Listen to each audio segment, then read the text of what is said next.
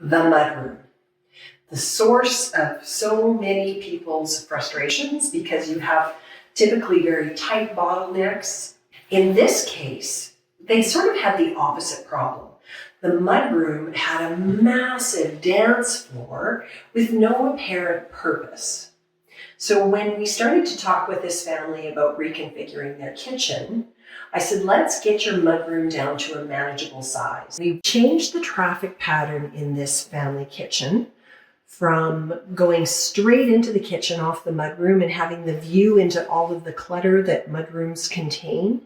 And we reconfigured the traffic flow to come in by the back door and then down this nice opening with the pantry here on your left, inviting you into the kitchen.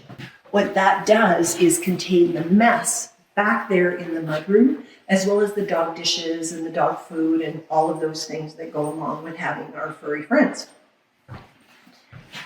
And then we reworked this kitchen to allow for greater allowances for space and traffic and bodies here. It's a little hard to see without the countertop on, but you'll see the after. It's gorgeous. I'm so excited to see the slabs arrive.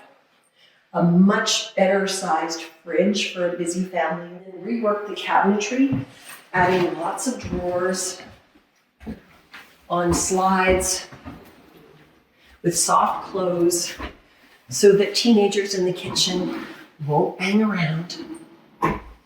And we have a spectacular custom bronze hood fan coming, which is going to be the showpiece of this kitchen. And I'm super excited about seeing installed. We've been working with one of our artisans to create this masterpiece that goes on this wall. And then we have allowances for lighting as well on either side. So it's going to be gorgeous.